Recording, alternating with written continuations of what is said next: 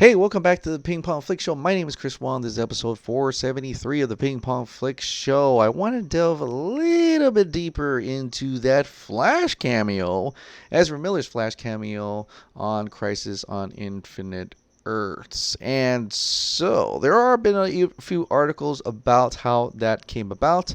But first, I want to share with you something from Josh Horowitz. He had a chat with Ezra 4 years ago, and it seems pretty relevant tonight. Well, last night in any case. Here we go. You know what I mean?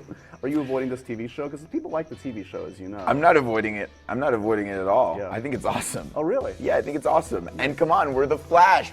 It's parallel universes. It's all good. Grant Gustin is the Flash, and I'm the Flash. Don't you see?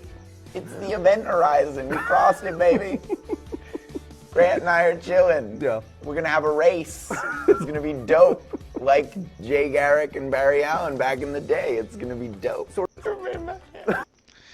So there, it's just kind of a little basic of how he already had that thought process, and he's kind of just preparing. He prepared everybody to have that, and anybody who's in the DC realm should have that thought process of knowing that there are parallel universes, there are multiple Earths, there are different Flashes.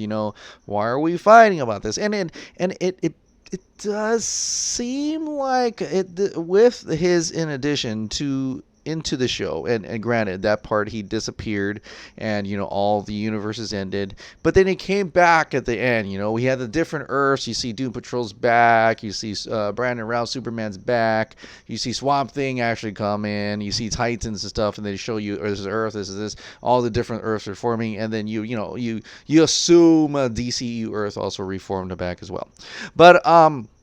But in any case, it does show you his love, of course, for the Flash. Pretty much saying it as it is. Everyone can have their Flash. It's okay. It's cool to love all the other Flash. It's cool to be, have it coexist at the same time. It's parallel universes. Don't freak out about that. So I thought I'd share that cool little tidbit. But Crisis on Infinite Earths happened. Of course, this scene happened, and I talked about it yesterday briefly. How Crisis on Infinite pulled off its Ezra Miller cameo was an article that came out today from Variety, and it just delves a little bit deeper on how this came across. There has been a fairly strict separation of the DC film and television world. How were you're talking to Mark Guggenheim, who is who is the executive producer for Arrowverse and this whole thing? How were you able to combine the two with Miller's cameo? Well, Mark Guggenheim said this: "We were series wrapped on Arrow, and we were wrapped on the whole crossover. We were in post, and some episodes were locked, and some were soft locked. I got a phone call from Warner Brothers boss Peter Roth saying, 'I know you're locked, but can you put Ezra into the crossover?' And I said, 'Yes.' And he said, 'How? Your series wrapped and you're wrapped on the crossover.' And I said, 'Yeah, I know. But if you're telling me Ezra Miller can be in the crossover, I can make it happen.' I called Eric Wallace, who is the showrunner of Flash, and he called up Grant Gustin, because the one thing that was our only concern was the thought we didn't want to do it unless Grant was 100% on board. And he was. He was incredibly enthusiastic and on board with it. And then we got on the phone with Ezra Miller and told him the scene I had written, and he was completely into it, and we just went. We put together a unit of the Flash crew on the Flash set, since Arrow's team, which had produced the rest of the Arrow, was gone, and much to our surprise, no one noticed. Ezra Miller was in Vancouver, and no one leaked it from the crew, which we appreciate, so we were able to keep it a surprise. Combining the multiverse made it so there was only one version of each hero left. Does that mean that Miller's Flash no longer exists in the DC television world? I will leave that question to Warner Brothers and DC. They have a wonderful vision for not just Ezra's Flash, but also the entire DC universe. Jim Lee is the man to talk to. And that I find is very interesting, that he ended with that. Not only Pete Roth, not only was it that Warner Brothers called up CW to ask to put Ezra Miller into the crossover. It wasn't the other way around. Warner Brothers, the people in charge of the DCEU, has called up CW to put Ezra Miller into the movie. And yes, her concern here, or this person, this writer, I think it's her, Marissa, concern is kind of valid. Does that mean it disappeared? That Flash no longer exists in that DC television world?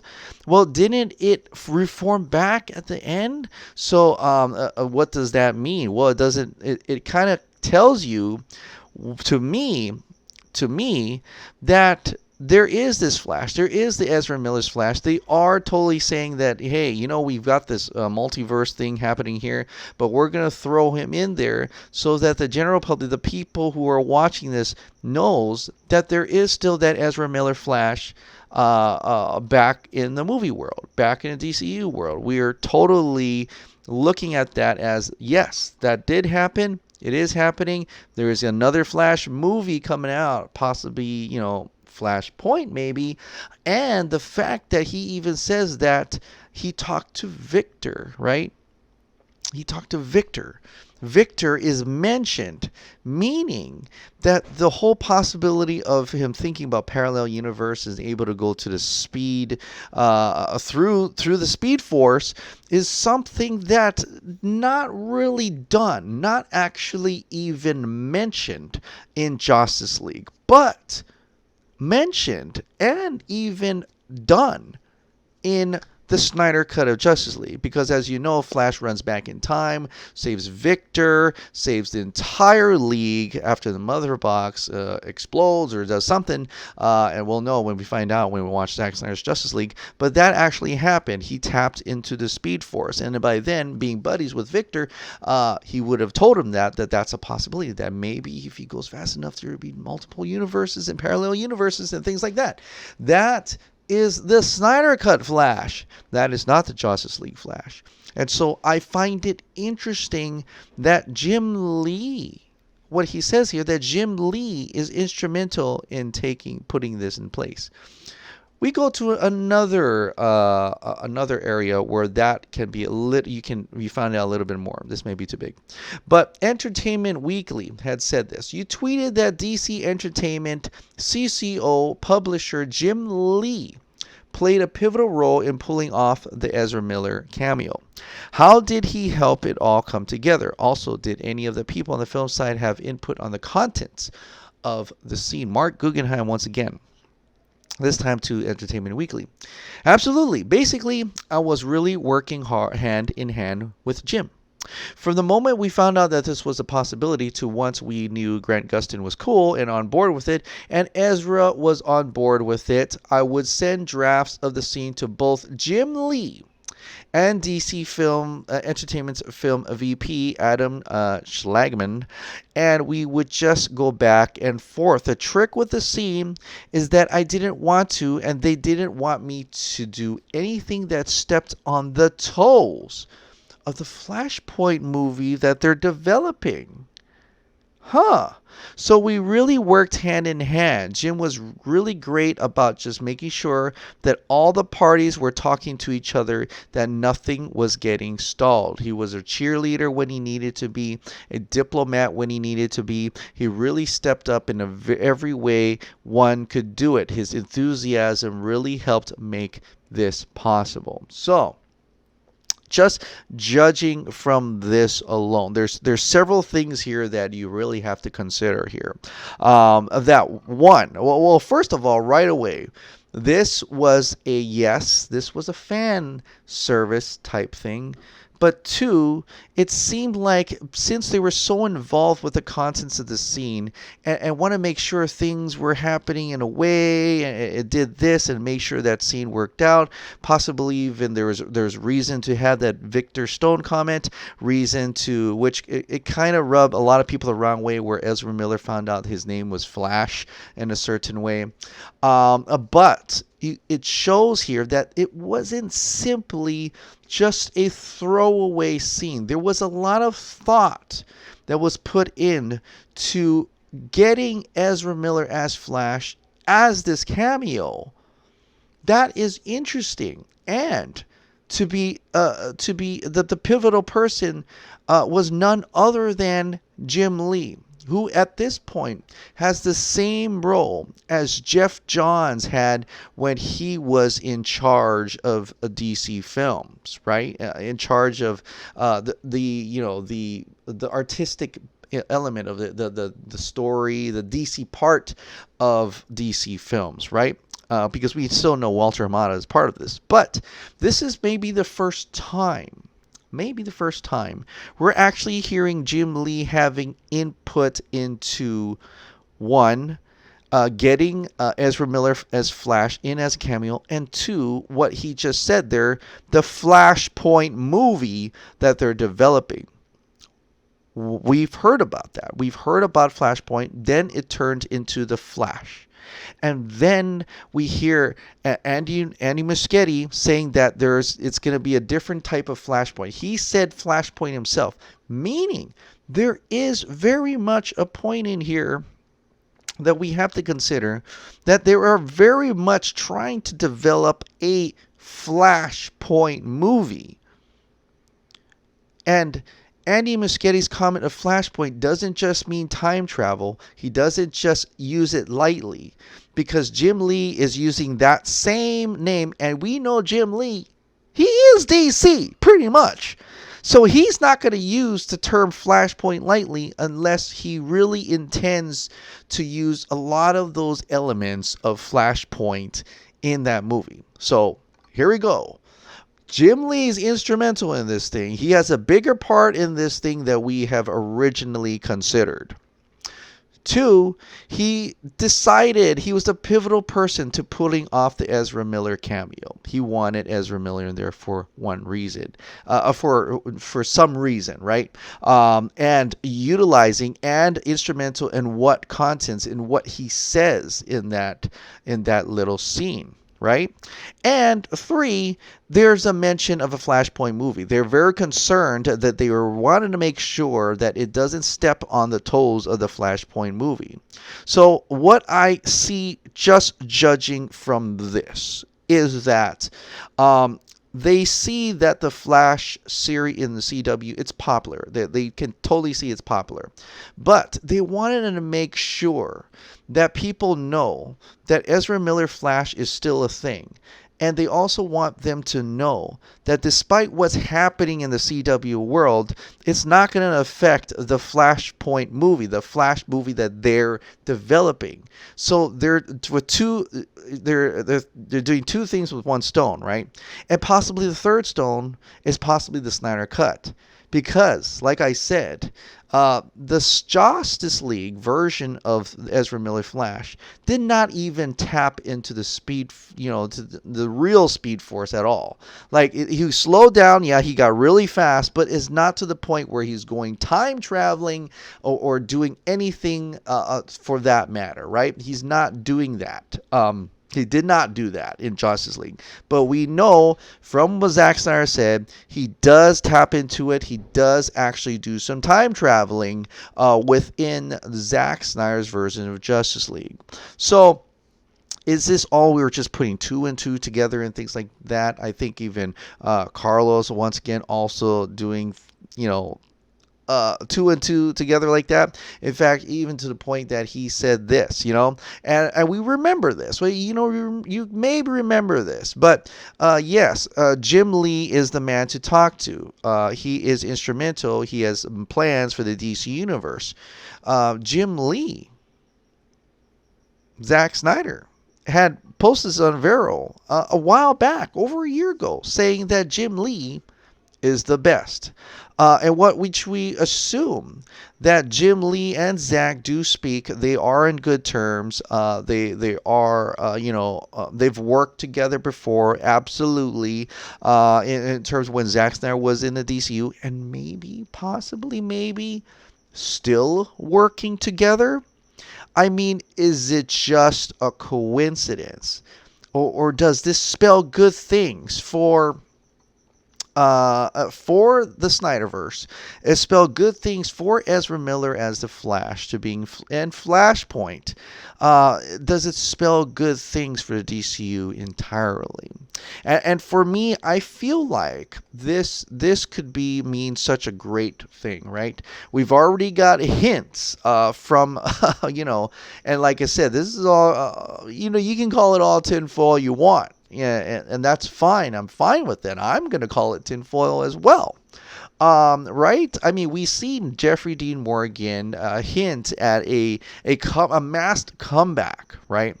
Andy Muschietti mentioning that his Flash movie is Flashpoint for the first time, where we initially thought they'd scrapped all that when Jeff Johns and John C. Well, Jeff Johns probably wanted Flashpoint, maybe, I don't know, but John, after the two individuals who made Game Plan, their names are escaping me right now, but they wanted to do a lighthearted Flash. Ezra Miller wanted to do a certain Flashpoint story, or a certain story that dealt almost like with Flashpoint elements at least, and for him to be on board with Flash, we've finally seen for the first time since Justice League as Flash, and he agreed to being part of this little cameo when he fought tooth and nail for a certain Flash story. So with him on board, hints by Jeffrey Dean Morgan, Jim Lee was instrumental in getting Ezra Miller Flash in as a cameo and was instrumental in what he said and what things that happened in that scene, including mentioning Victor. And we heard from Deborah Snyder. I don't have a pulled up here, but Deborah Snyder had said a long time ago that Victor Stone, Cyborg, was going to be in that Flash movie because they have something together. And as you know, in Flashpoint, Victor Stone is also prominent in that as Cyborg as well as Jeffrey Dean Morgan. This is looking up pretty good. I just want to say, I mean, it's just looking up pretty good in terms of a Flashpoint that we probably like, that we'll probably enjoy, that will probably actually be connected to the the Snyderverse, the original DCEU. Is this actually happening right now? From what appeared to be just a great cameo requested by CW has turned into a particularly special cameo specifically written by Jim Lee, orchestrated by Jim Lee, requested by Warner Brothers, and it seems to match up with what he said with Victor being involved, match up with what Deborah Snyder had told us a long time ago before Justice League happened, that Victor Stone, Cyborg, was going to be in the Flash movie. Is this all a coincidence? Or is this shaping up to start to turn out how we really always wanted? And this rabbit hole is so deep. We can't even, we probably could fathom what's going to happen. But is it going to happen? We'll have to wait and see. But it's starting to shape up and look pretty damn good. A little bit more about the Zack Snyder stuff. Now, I want to thank Mr. Jonah. He is incredibly good at navigating Vero and figuring out what Zack Snyder responded to. And he decided, I want you to go and follow this thread. Any thread he has in the Q&A thread, it's a lot. It's great. It's awesome. So he was able to capture a lot of comments that I wasn't able to capture, and I thank him for this. There were some things in here that was very interesting. In this case, there was a shot like this in the studio's version, which Steppenwolf instead, which makes me think they got the VFX crew to just put the Steppy model over Darkseid's animation, which we kind of know. And Zack Snyder, who said he hasn't watched the Justice League, says, well, did he have the equation as feet etched into the earth? And Tyler said, I seem to remember his axe creating lava streams as it struck the ground. Were they supposed to spell out the equation? And Zack Snyder says, could be. So he hasn't seen it, but he does gather he is answering certain question here. This is interesting. So I'm guessing Ares wasn't the biggest fan of the New Gods. Zack Snyder playfully says, not so much. And in this one, he kind of talks about a little bit about Darkseid a little bit. I see the time fast approaching when existence itself shall be recreated. Darkseid shall be its architect. And Zack Snyder says true that. Obviously knowing the reference of Paul Dini's Countdown number 51 synopsis there. Also, this one is interesting. So Cody asks, so then Darkseid is a few thousand years old when the League encounters him? And Zack Snyder just playfully goes, yeah, I guess it could be. Not really. I don't know if you really thought about that or not, but it is something that is interesting. You just killed off my sleep for the night. I have work tomorrow, you know. Zack Snyder, being awesome as he is, saying sorry for that. Of course, we're fine, Zack, for losing sleep. It's okay. Drop it anytime you want. Just want to say that right now. In regards to the soundtrack, a theme. I missed you, man. Uxas, or Darkseid has a special soundtrack. Zack Snyder says, fuck yes. So Darkseid even has a theme. Could it have been? Could his theme we heard little bit slightly from that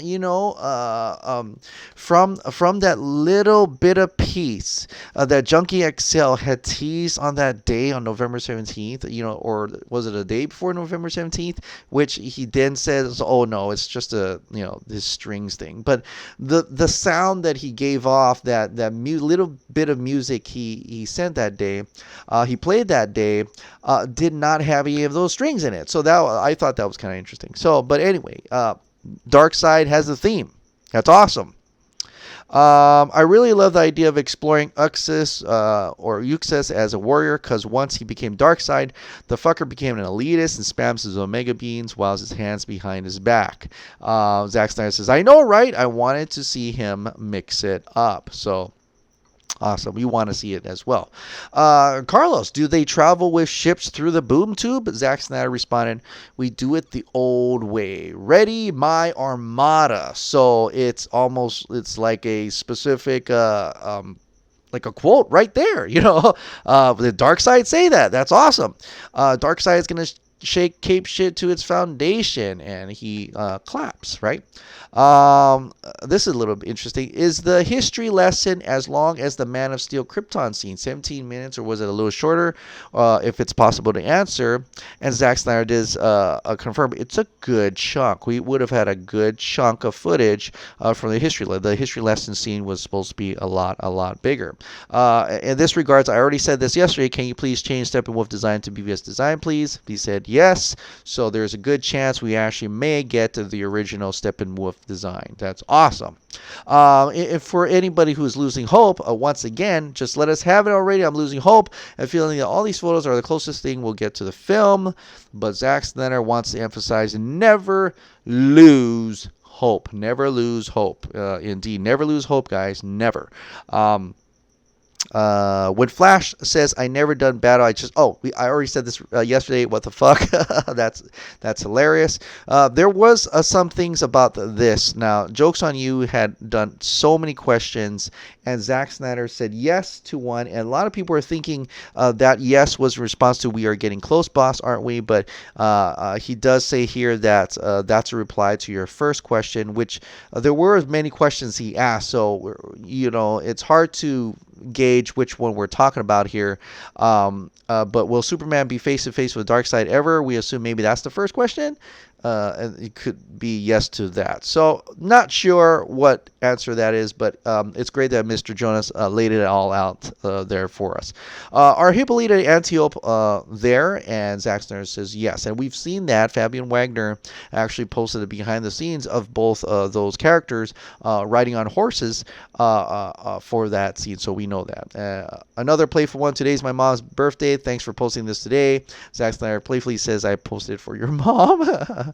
So anybody else's mom's birthday? Let's have him post something for that, huh? Did Ray do any mocap or just ADR? And I think we talked about this yesterday. He did motion capture as well. Another one for the Justice League score. I understand you get a lot of comments, but it would mean the world to me if you replied and answered if you described the score of Zack Snyder's Justice League in one word. Epic, he says. Epic. The Justice League score is epic, and I believe him. If it's anything like Man of Steel and Batman v Superman, then you bet your ass it's gonna be an epic movie, right? So this is awesome. So another one, and we probably already know this. Who said no lanterns here? We already said. He said Stephen was talking to Darkseid. This one's, I bet you don't know this, but Superman, after being revived, choked Batman and said, I know you. You won't let me live. You won't let me die. Tell me, do you bleed? And you know, the weird lip thing. And Zack Snyder says, of course. We kind of knew this. No, he doesn't say that. He doesn't say it at all. He probably doesn't say anything in that moment. That's what I'm guessing. This is sort of new to me. So Nick's body and David's head, all the gods of war. Zack Snyder says yes. So we'll go a little bit more about that because I want to discuss that. Some people wanted me to discuss that situation with Nick Mckinless and David Thewlis, but I will get into that in one little bit. The Age of Heroes must come again. So that little quote probably was in the movie, and Wonder Woman probably said it, or someone said it, but that line is in the movie. So that is his line in the Snyder Cut. Bruce saying never faced us before, not us united. So indeed, that's also in the Snyder Cut. So we can count that as part of the Snyder Cut as well. And here another again, Sir wasn't Ares played by Nick McKinless in the scene. As Zack Snyder emphasized, just the body. So let's see, what else is there? Something like that. When I saw this, I freaked out, but I do have to say I'm losing hope. It is starting to feel like this is going to happen. Please, may I be wrong. And then Brian Cum says, you've been so generous today with all those answered questions. Thank you. As Uxus relates to the Anti-Leaf, you mentioned it being at this feat. Is this an inversion on the King and in the Land or One theme from Excalibur?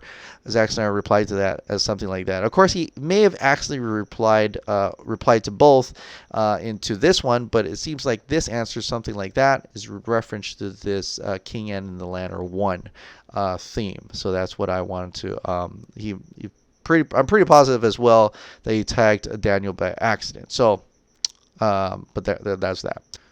So this one I kind of retweeted once. It was about Superman's resurrection, and I can link this video. I think I might get copyright because there is some sound there from Warner Brothers, and Warner Brothers is very, actively copyright things, but it is a theory about the codex. So if you want to check it out, Zack Snyder was looking at it and he found that interesting. Now I don't know which part of it was found interesting or if it's true.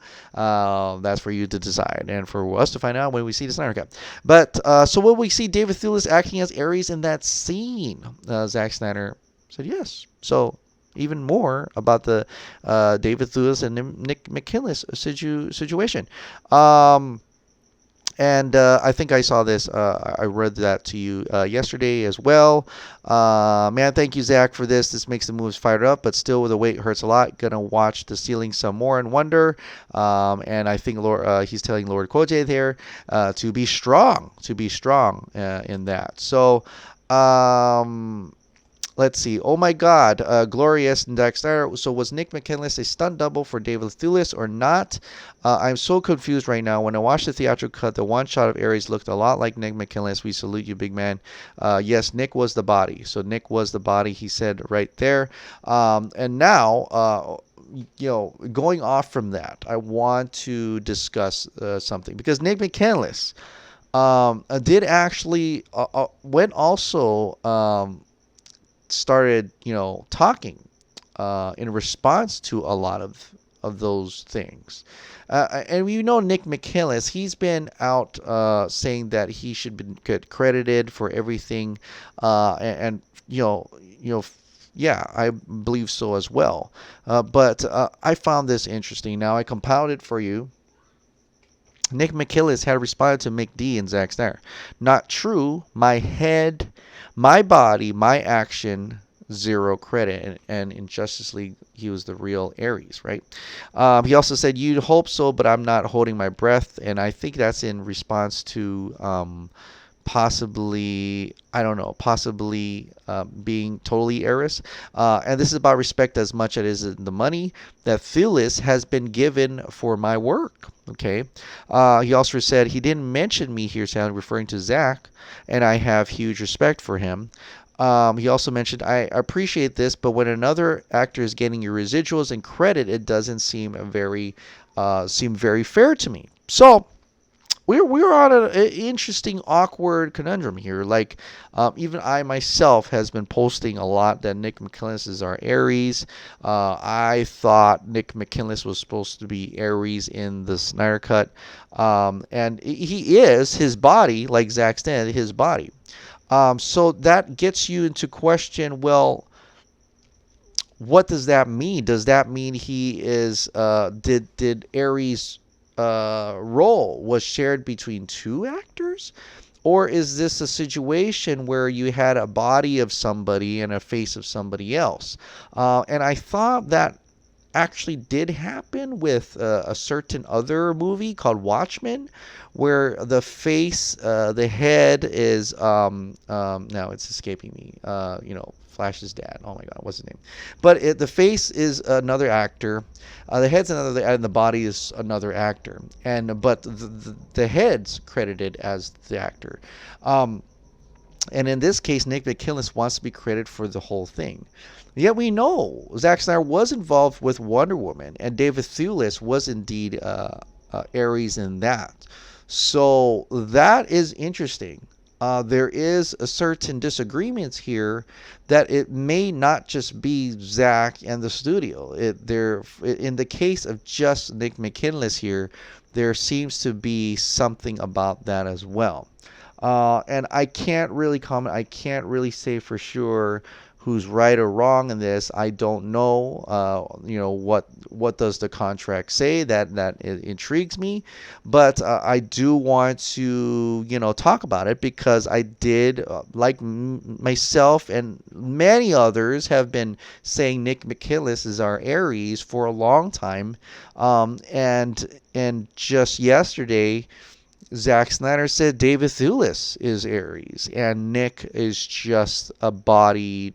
I guess you can just say the body stunt, you would say. So, but I do hope Nick Mckinless did get paid for something, did get credit for at least the body, and for the action. And that I hope he did. So, not sure yet, but maybe we'll find out more as the time goes by. In regards to this Nick Mckinless Ares situation. But for right now, Zack is saying that David Thewlis is indeed Ares in Zack Snyder's Justice League. So that is this. That is that. And then we'll see what happens when we finally watch Zack Snyder's Justice League. So please, HBO Max, Warner Brothers, whoever's in charge of getting this done, release the Snyder Cut. All right, guys. Well, thank you so much for subscribing. Thanks so much for watching. I'll see you next time.